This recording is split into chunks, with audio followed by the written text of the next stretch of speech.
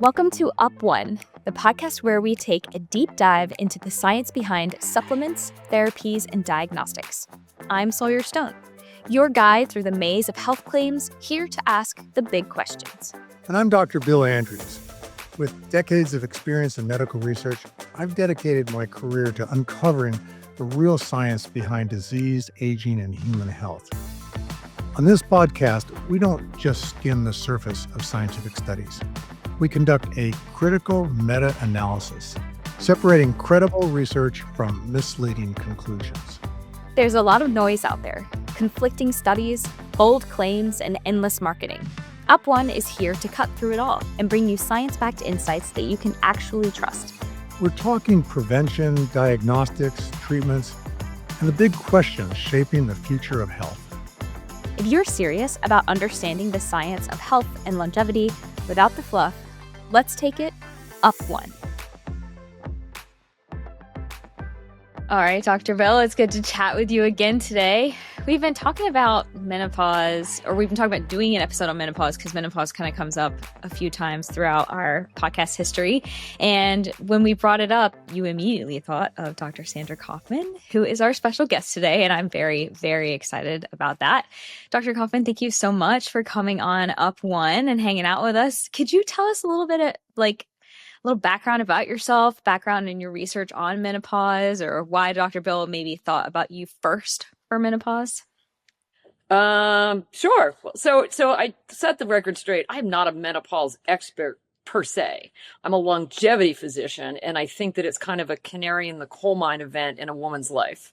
Sure. Bill thinks of me because I love Bill. We have many interesting, cool, fun, scientific conversations all the time. And so I think it's just fun to chat with him all the time. Yeah. But who am I?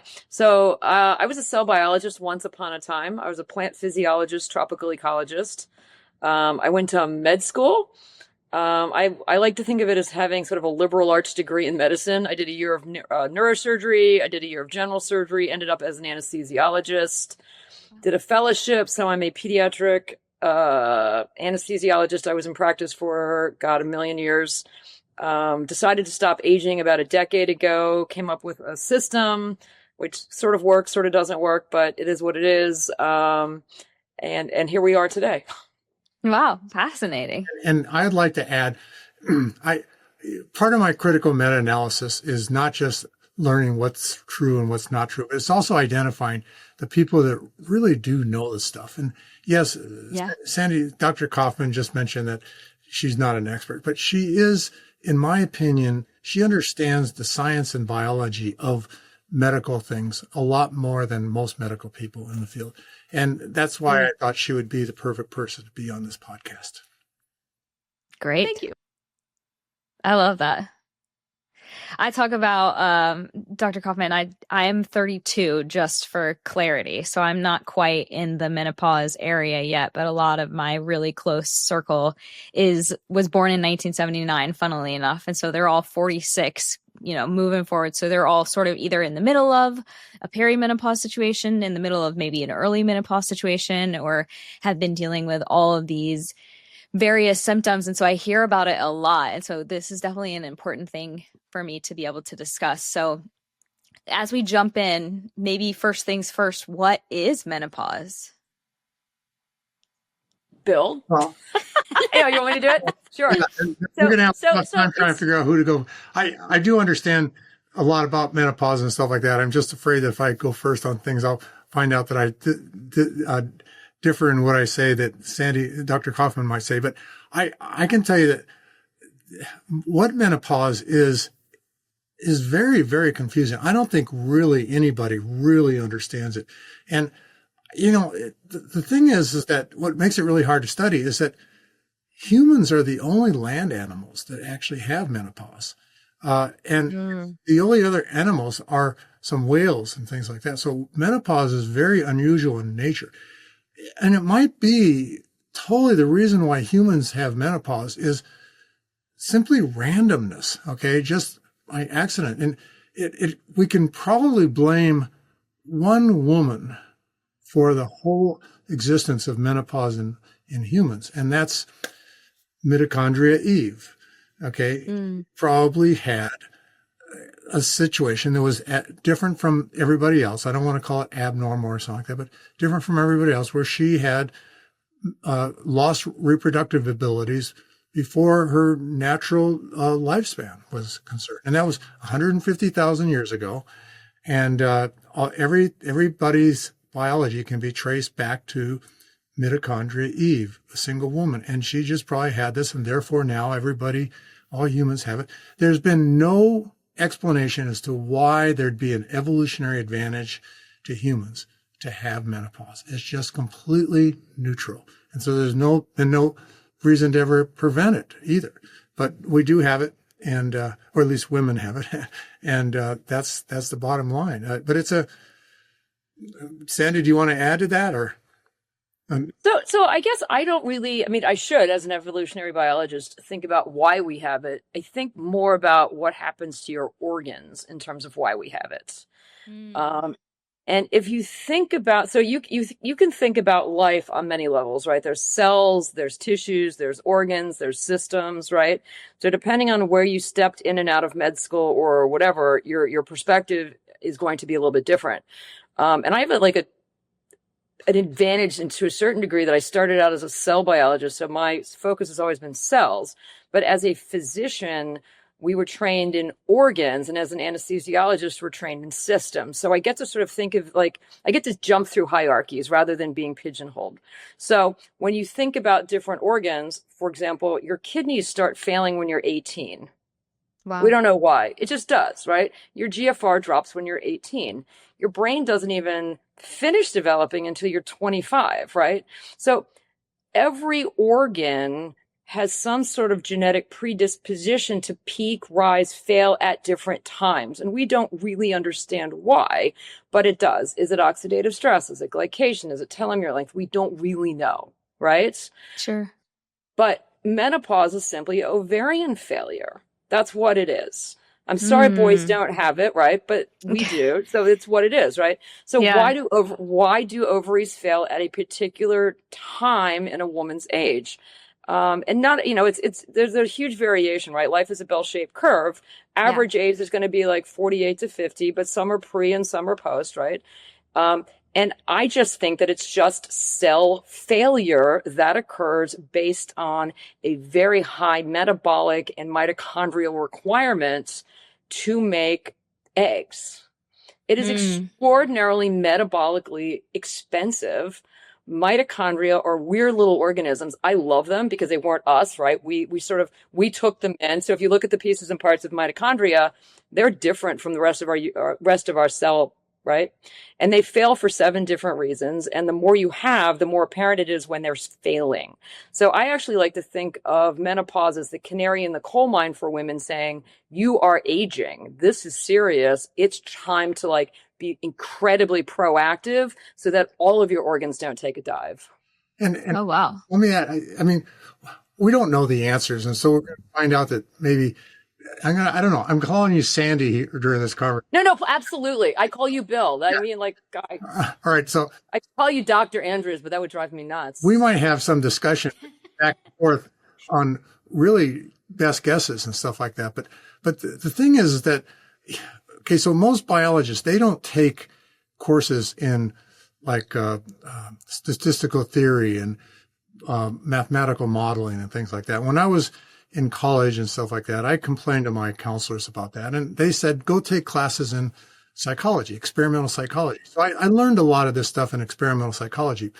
But one of the things from especially statistical theory and mathematical modeling, and also artificial intelligence, courses I took back in the 70s, the graph of when women actually enter menopause doesn't follow the trends of what you would expect if it was due to environmental factors like oxidative stress and things like that. And so it's there's got to be some kind of timing mechanism, some kind of clock, and nobody knows what it. Try to figure out ways of including telomere biology in it, but it makes no sense.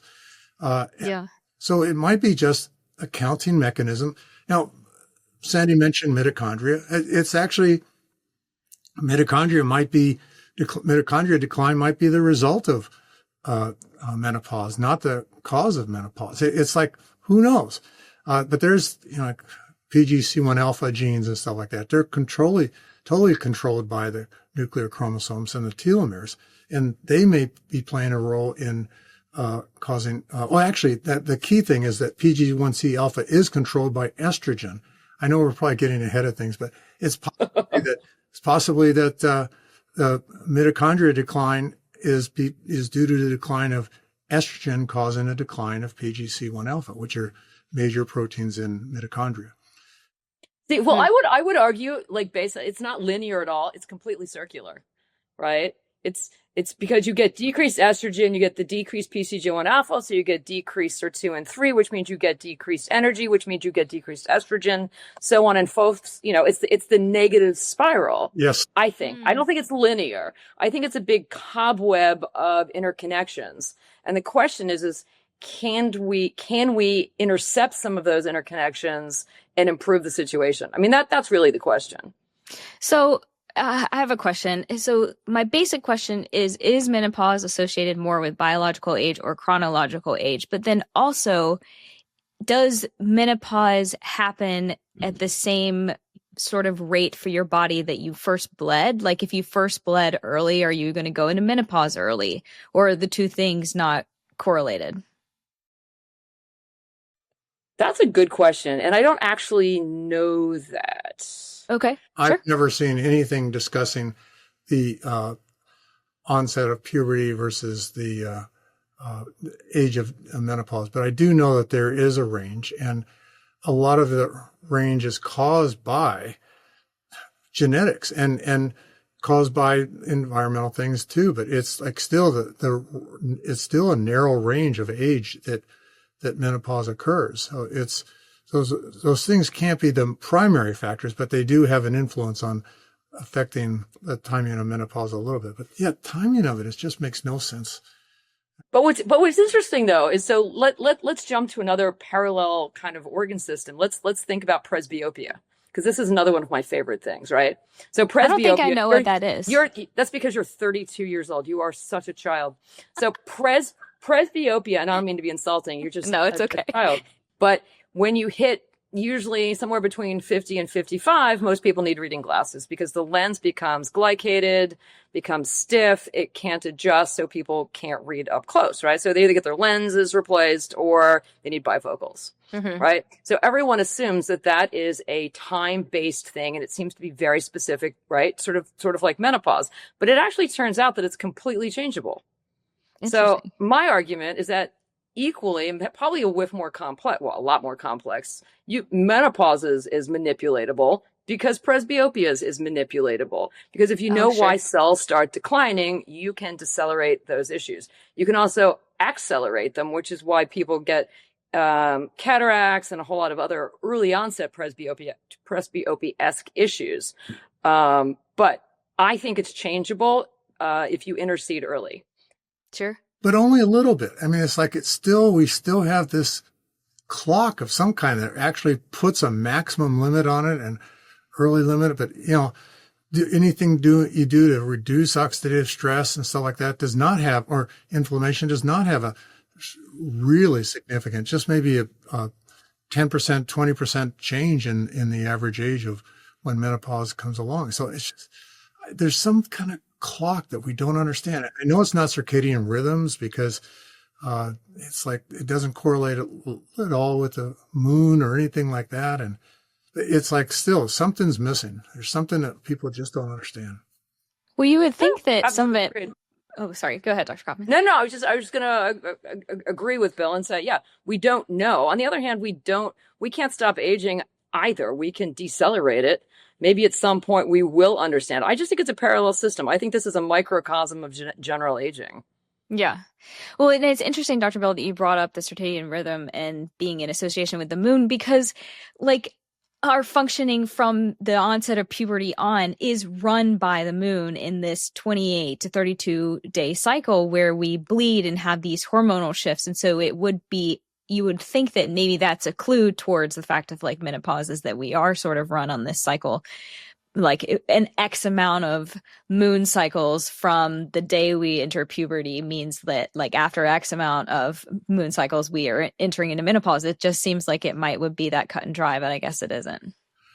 There's studies now that argue that. I don't know if they're related to like younger women being up on space shuttles or things like that, where you totally get removed from the circadian rhythms and stuff like that. That's really the data that's saying it. But like, yeah, moon is every 29 and a half days, and menstrual cycles are every 28 days, which are close. So a lot of people thought there was a connection there, but it's not. But the phases of the moon would only be really the light. It's not like there's.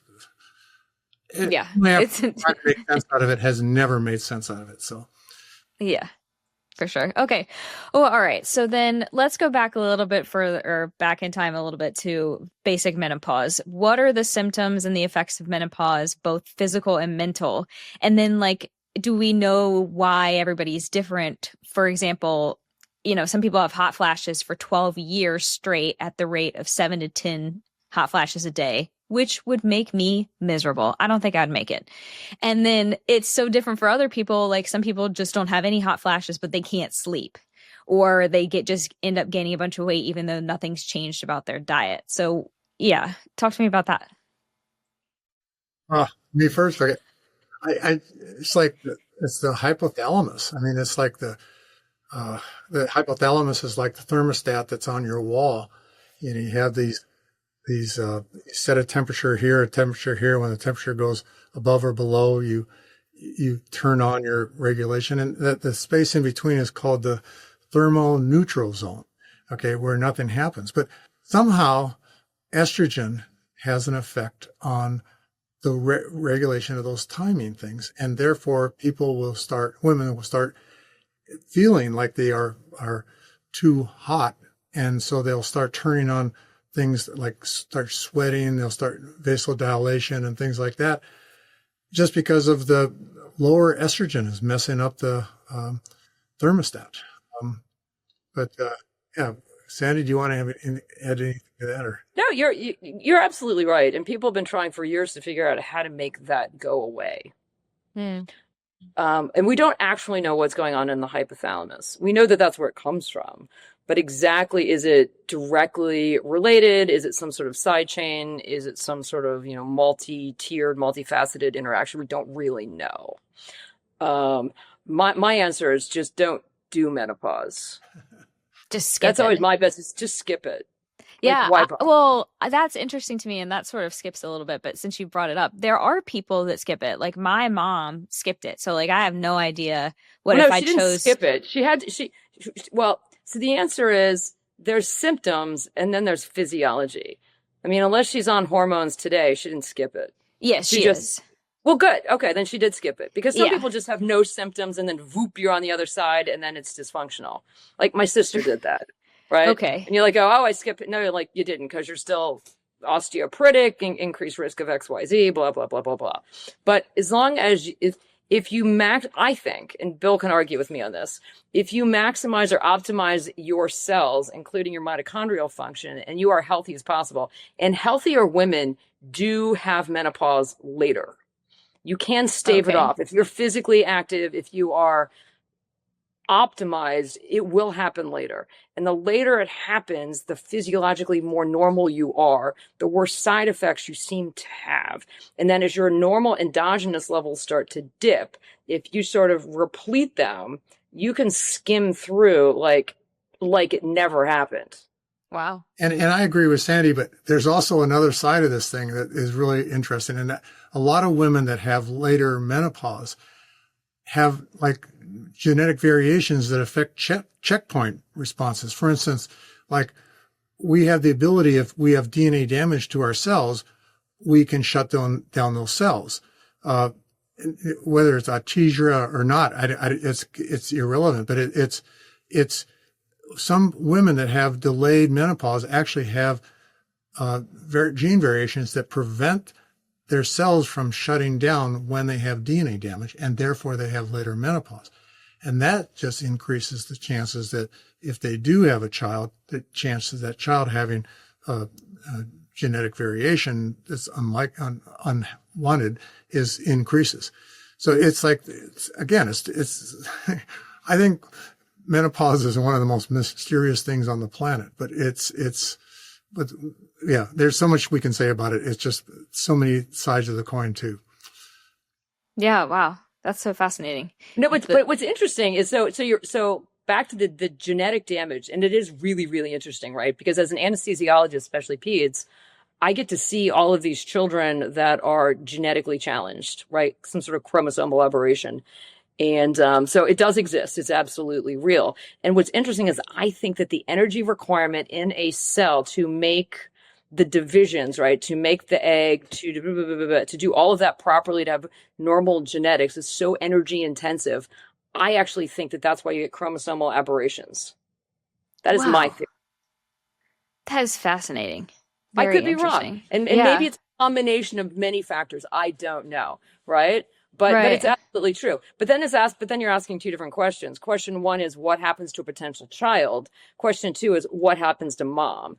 And I'm old enough and I have two normal children, reasonably normal, because we all think our kids are a little bit wackadoodle. So I'm past are my kids normal bit. Now I'm into, okay, what about me? I want to be as healthy as possible, as long as possible. Right. And I will tell you that by the time women hit menopause, that's what they care about. Right. Okay. Very interesting. Well, that's a very interesting anecdote. You're still young. You will understand this in about 20 years. Yeah. Thank you. Yeah.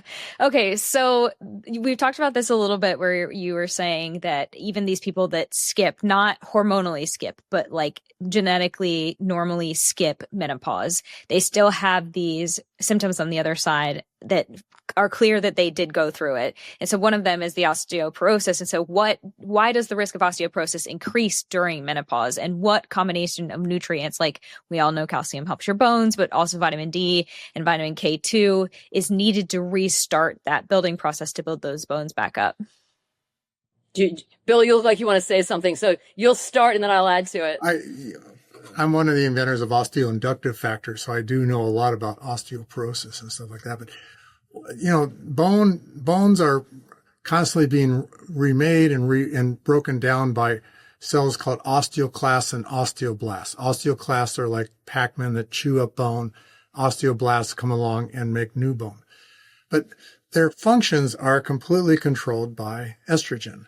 And so so estrogen actually inhibits to some extent osteoclasts. It can't inhibit completely. There has to be some bone remodeling, but estrogen will inhibit osteoclasts and enhance osteoblasts.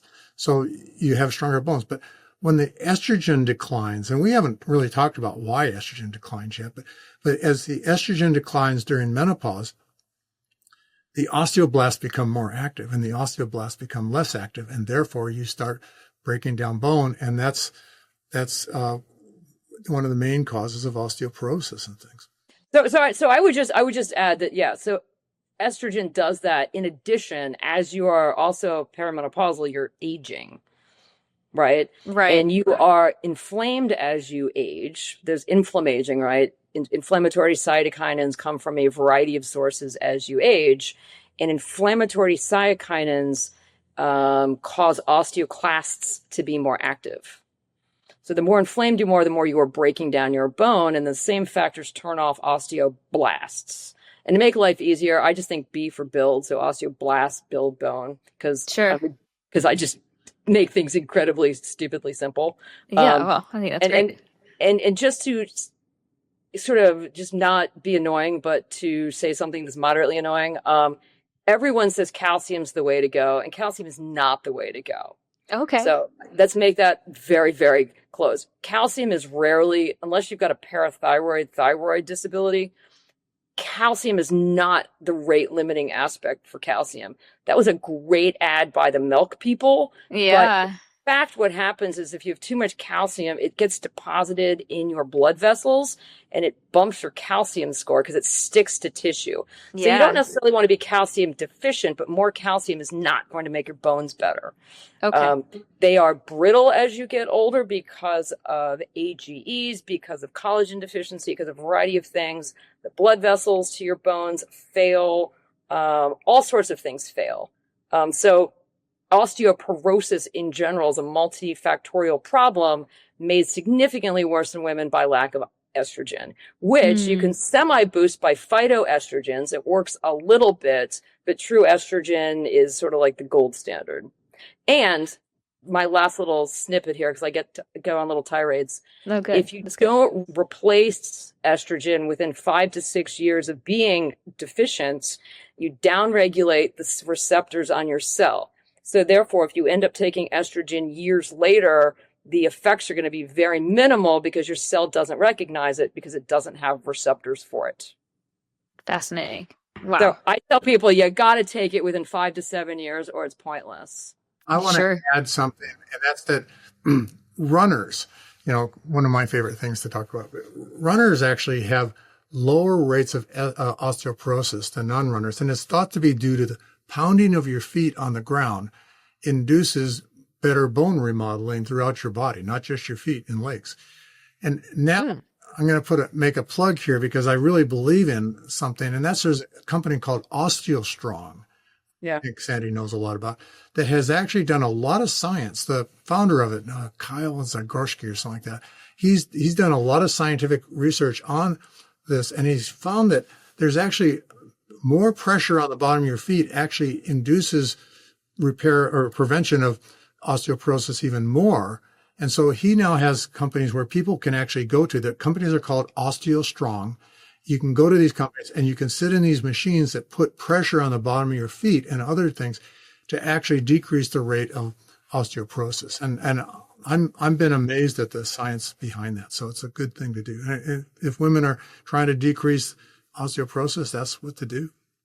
Yeah, that's fascinating. The other thing you can do is if you're not near one of those places, and they're a little bit pricey. If any woman is at the gym and they have the vibrating plates, that vibrating motion, probably not as good, but better than nothing, increases or triggers osteoblastic activity.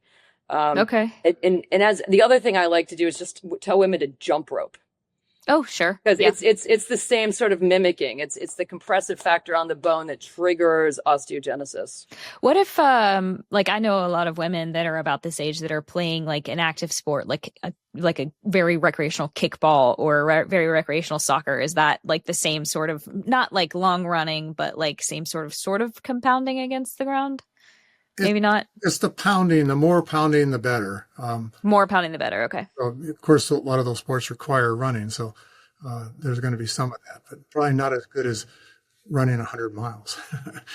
Well, okay. Just not pickleball. Just not pickleball. You don't like pickleball, Dr. Kaufmann? No, it's really funny. So I can't stand pickleball. It looks like adult human pong. It looks ridiculous. I agree. That being said, all of my friends that are orthopedic surgeons love it because you get these old fogies out there trying to do it, and they all end up with knee injuries. So then they all need their ACLs redone, and then they all sit around with partial surgery, and then they get fat and blah blah. It's just this whole delinquent behavior. So no pickleball. Oh, that is so funny. Okay. Well, we did touch on the fact that we haven't talked about why we dip in estrogen. Do we want to talk about that really quick before we go to our next question? I mean, again, it's the timing. It's not really understood, but the estrogen is actually produced by the follicle cells. Okay. The granulosa cells that actually encapsulate the egg or the oocyte. And there's a layer of cells on the outside of these follicles called theca cells, and they actually produce the androgens that then get converted into estrogen by the follicle cells, and then the follicles release the estrogen. But for some reason, our women's follicle cells start decreasing. Okay, and it's a process called atresia. I don't know if I pronounce it correctly or not, but it's and there's all kinds of explanations for it, but none of them to me make any sense because, again, it doesn't apply to statistical theory or mathematical model and to explain the range, the consistency that we see from in women all over the world. So so I don't really understand it, but it's the decline, it's the decline in the number of follicle cells that actually reduces the amount of estrogen that's produced in the body. And so hormone replacement therapy is something that's really common to do, is to replace that estrogen that's not produced. So I would make one more statement, because I have to, because that's what I do. If you think, I always like back to cells, right? And not a specific cell, but a generic cell. Every generic cell has the capacity to make 10,000 different proteins. All of them, right? A kidney cell, liver cell, they can all make the same number, the same amount. And of course, epigenetic makes you make certain ones over other ones, right? But if you were to record or measure most of these proteins, they all fail over time, right? They do. And in men, testosterone fails, women, estrogen fails. Why? Because we're very much aware of it. But other things fail as well, all contributing to the aging process.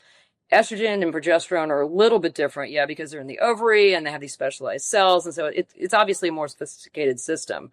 But it's not unusual for all things made by the cell to fail, with the exception of things we don't want. And bizarrely enough, those always go up over time. So failure production is not an unusual consequence with time. I'm glad you mentioned progesterone, because I've been thinking we're only saying estrogen, but progesterone and estrogen are both involved in a lot of these processes. The thing about, the estrogen receptor is actually a receptor inside the cell that binds to estrogen and then regulates genes as a transcription factor. And the frequency of a estrogen binding site in a DNA is there's 10,000, if not 100,000 different sites in the human genome, but only something like 500 to 1,000 of them work. And it's, or they bind, by work, binds to the estrogen receptor to regulate genes. And it's still it's just, the mystery just keeps getting on and on. I'm just mentioning that because that's one of the things that I'm always stumbling about, is how is estrogen playing such a role in things? I don't have answers, just questions. Yeah. Well, I have a question, and this is sort of on topic and sort of pre-menopause topic. So I recently, within the last year, got diagnosed with PMDD, which is premenstrual dysphoric disorder, which is qualifies as a chronic illness, and it is, in layman's terms, the most aggressive form of PMS.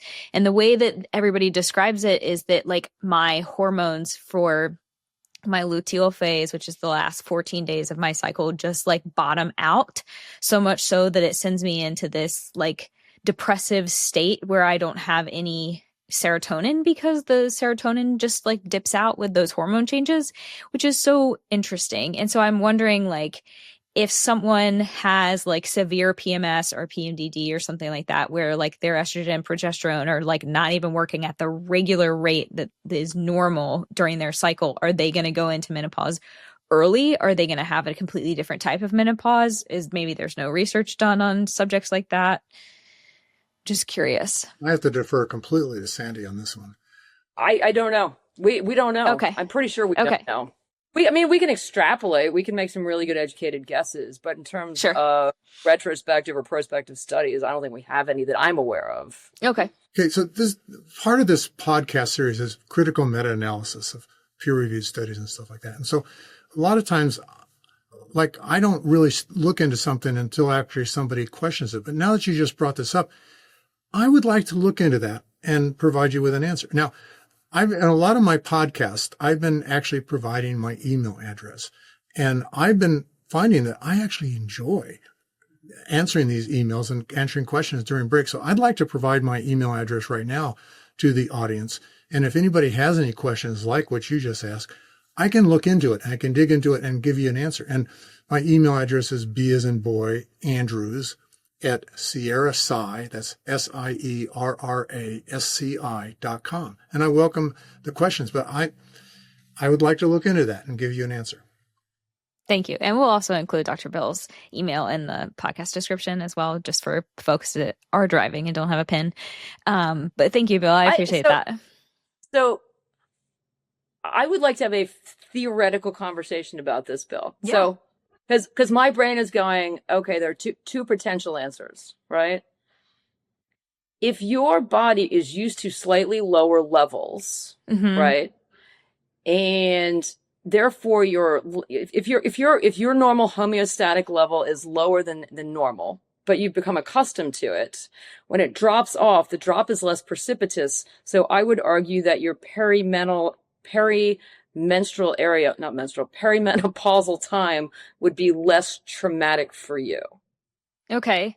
Well, I am supplementing my hormones with I was trying a birth control pill and that did not work. It made me bottom out worse. And so she's recently put me on a patch that has both progesterone and estrogen in the patch. And so is that am I negatively impacting myself for future Sawyer? Well, so that's another question, right?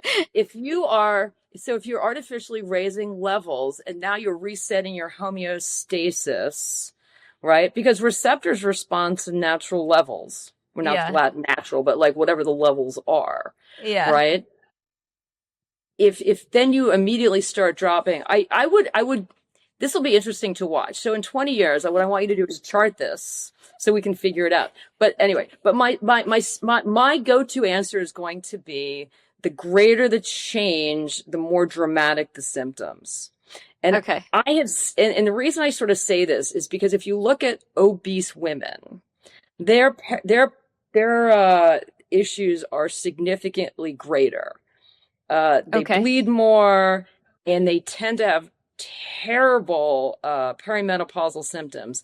And I think the estrogen that they have is so great because of their obesity that when they drop, it's significant. Fascinating. Especially in women that are fat and then lose weight because they're super high. Because estrogen comes from, a lot of it gets stored and produced in fat, right? So it comes down and then they go. So I think it's the delta. And I could be wrong. I am completely, this is guessing, but Bill, help me out.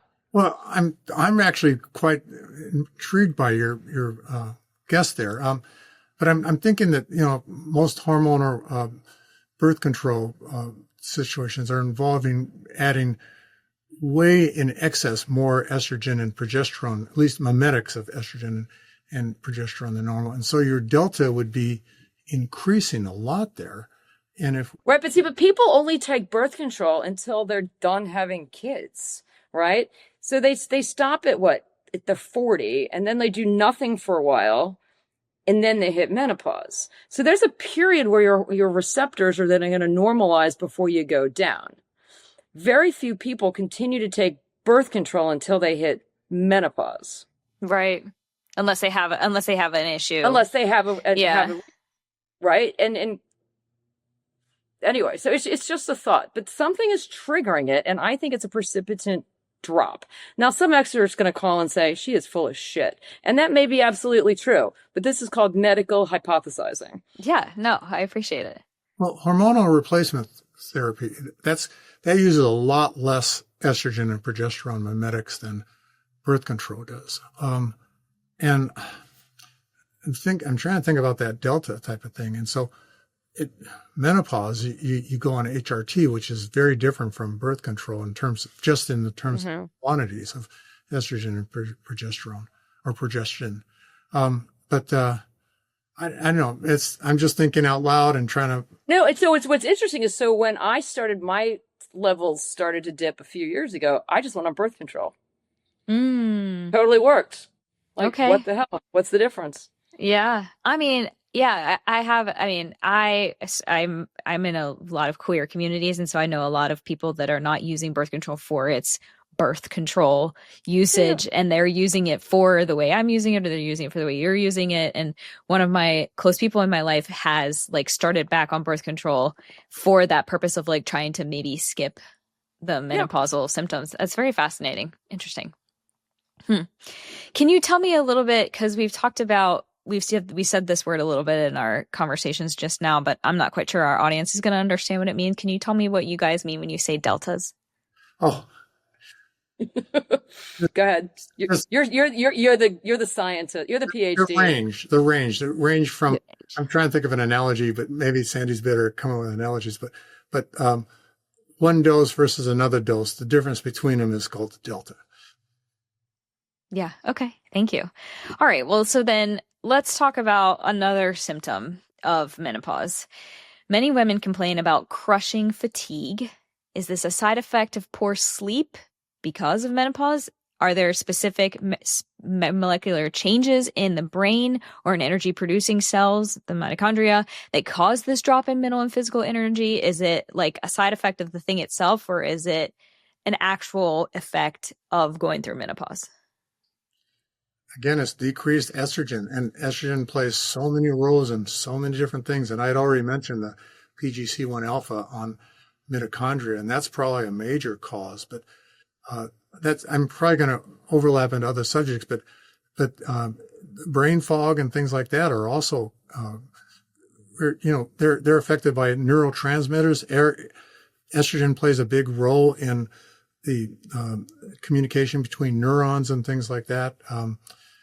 Again, seizures is something I think we were going to be talking about. I'm jumping the gun here. It's because it's all correlated to that too. The seizures are not as common as brain fog, but they're very related to the same thing, and they just increase when menopause starts. But postmenopausal, they completely disappear again because everything returns to normal.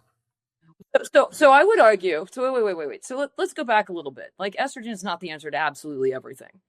It's a lot, but it's not everything, because you have to remember that your body is aging at the same time, right? So sleep is not all estrogen driven. Sleep is a very simple biologically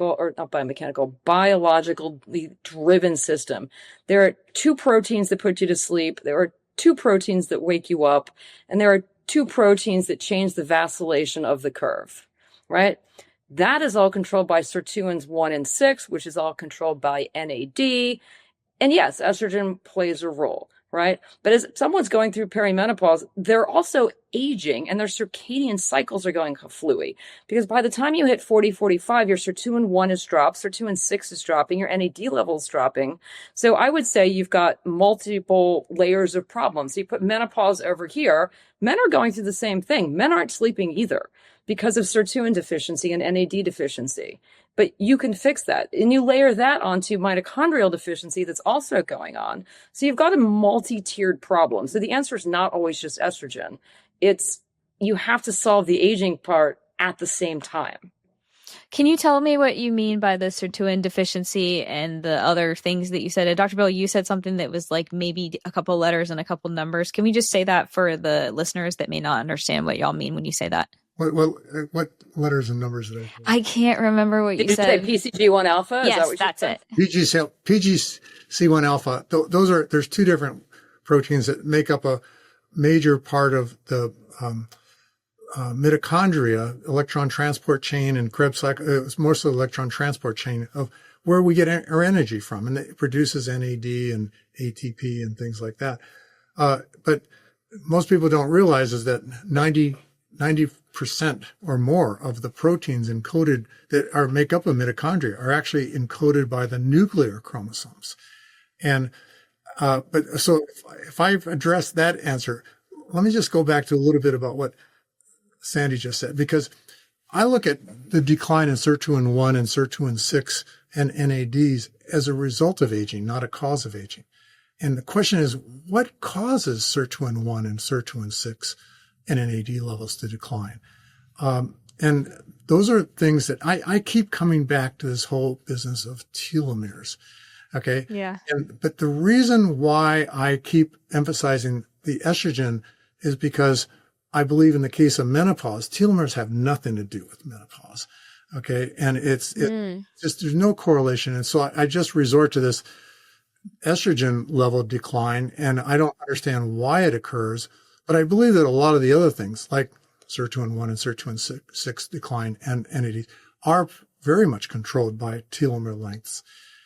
It's just why there's a connection between the two might be just coincidence or correlation, but I'm just not, in all my studies, I just have not been able to make sense about the connection between menopause and aging. And I know Sandy and I have talked about this before, but I believe menopause is not something to do with aging. I believe it's mostly just a counting mechanism of getting rid of the egg cells. And, there's a certain number of egg cells that can actually be used, but most of the other ones are just used for nourishment of the like 400 or 500 different egg cells that can eventually become part of the reproductive process. But it's just I think the counting mechanism of just losing egg cells is pretty much all that the explanation of menopause that there is. And telomere biology and other functions of aging might play very little role in menopause.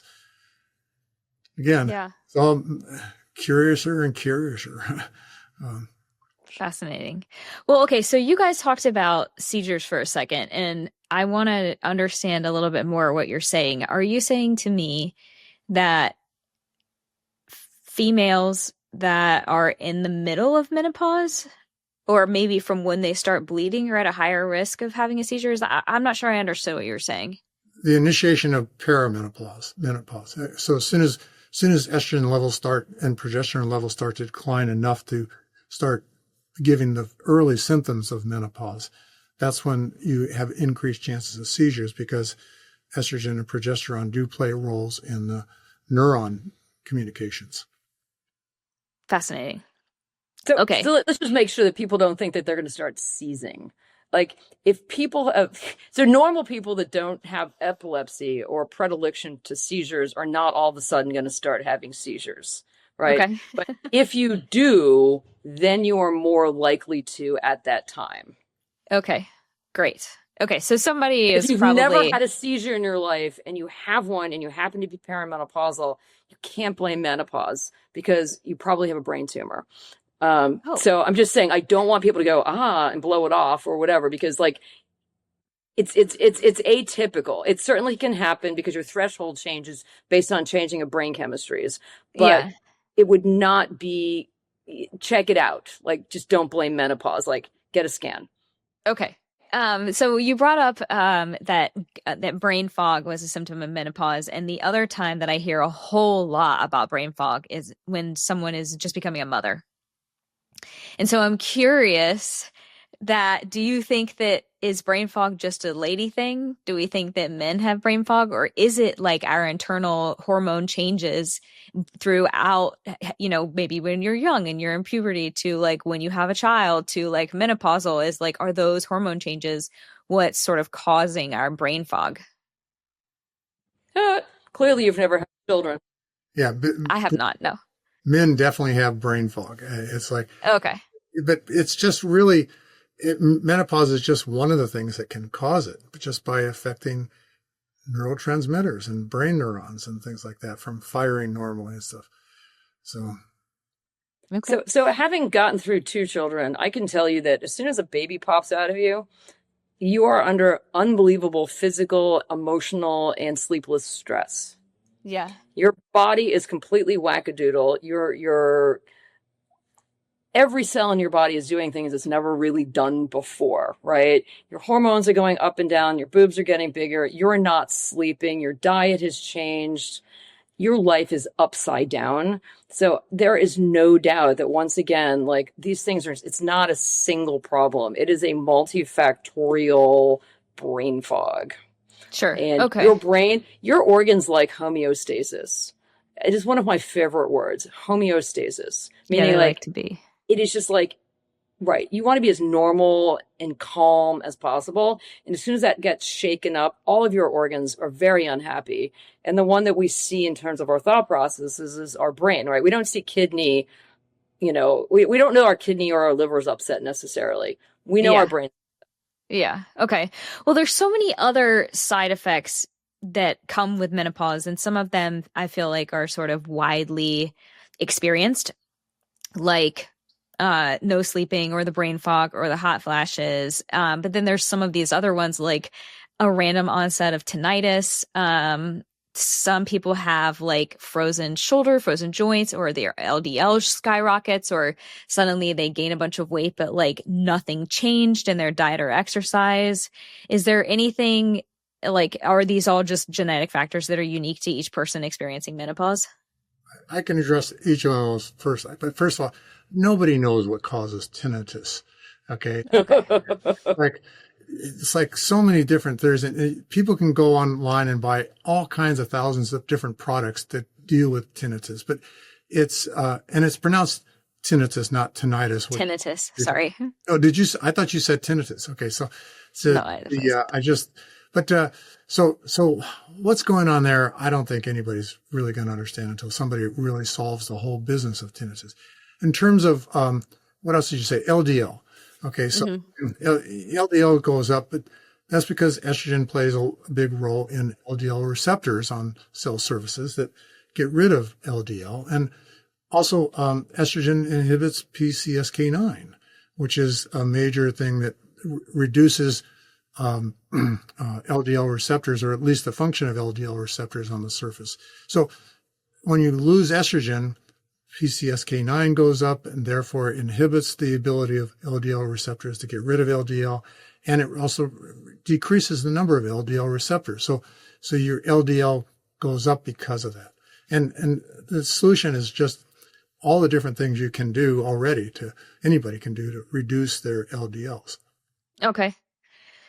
Dr. Kaufmann, earlier in the call, or in the pod, I should say, you mentioned that estrogen is stored in fat cells or something maybe to that effect. Can you tell me, some women find that they suddenly gain weight or become sensitive to sugar during menopause. And so can you tell me how the loss of estrogen and maybe where it's stored changes how our bodies and fat cells respond to insulin and glucose? Yeah, so excellent question. It's just estrogen, let me think about this. I haven't thought about this in a while. So there are enzymes in your fat that create estrogen. It's not necessarily stored, like you create it. So people that are fatter tend to release more estrogen. It's just right? And Bill's going to have a conniption fit because I'm going to go back to sirtuins here. As you get older. Wait, can we say what a sirtuin is? I think we have not done that yet. Sure. Because I love sirtuins. So sirtuins I consider them in a very simplistic fashion, on-off switches that control cellular homeostasis. Back to my favorite word. All right. There are 7 mammalian sirtuins, and they live in your cell. 1, 6, and 7 live in the nucleus. 2 flits around the cell. 3, 4, and 5 run your mitochondria, of which 3 is the most important. They technically are histone deacetylases, but they also deacetylate a variety of different proteins. So they basically take acetyl groups on and off, right? Turning different proteins on and off, right? Okay. Some of these changes are super fast. Some of them are generational, but this is what they do, right? So they control, one of the things sirtuin 1 controls is where you store and how you store your fat.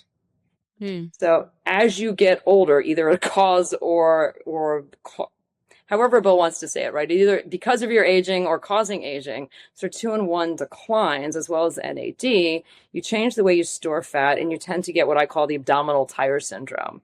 And abdominal fat tends to then create more estrogen stores. So sometimes people will say that as you get older, having a little extra fat isn't so bad because then theoretically, perimenopause won't be as bad because you have a whiff more fat. On the other hand, you don't want to be obese necessarily.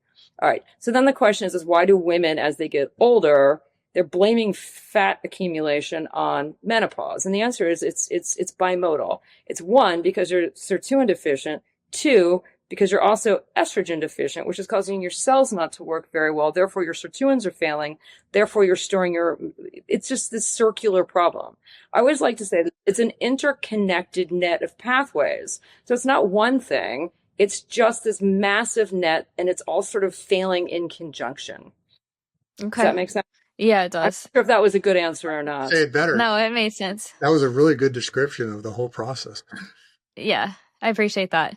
Okay, so as we wrap up here, this conversation has not been quite as uplifting as some of our other conversations have been, just because it's kind of like a tough subject to like endure if you go through it. And so can we offer any sort of like supplements or any sort of, do you guys have any advice for folks that are going through menopause that they may not know about, or maybe the obvious ones too, just in case someone's new? Well, Bill's the king of making new supplements. He's really good at this. He is. Because menopause is my wheelhouse. Well, what I usually, I do this frequently. And what I usually tell women, and most people, but especially women, is that I think, and I could be wrong, but a lot of problems is just generally related to mitochondrial failure. So knowing that menopause is coming, knowing it's going to be there somewhere between 45 and 53, by the time you hit 40 and your cells are starting to become dysfunctional, there is no downside to optimizing your mitochondria. And there are a plethora of options that you can do. I mean, I like to think that mitochondria fail in 7 different categories. So I think that if you fix things in 7 different categories, or at least get the easy, low-hanging ones, you'll have more energy, you'll be more optimized. Theoretically, you can sort of delay or if not minimize some of the effects of menopause. And then at the end, I think you just have to turn to hormone replacements. Granted, there are pros and cons. Talk to your physician. Obviously, there are times when, risk-benefit ratio suggests that it's not a great idea. But for most women with normal physiology, it is the way to go to reduce risk of disease going forward thereafter. Well, Dr. Kaufmann, thank you so much for joining us on Up One today. Can you tell our listeners and video watchers where they might find you? Do you have some social media you'd like to share or a website? Absolutely. So my website is kaufmannprotocol.com and my Instagram is Kaufmann Longevity. That's great. And we'll put Dr. Bell's email in the podcast description as well as Dr. Kaufmann's places where she can be found. And thank you both for joining me today. It was a great episode of Up One. Thank you, Sawyer. It's my pleasure.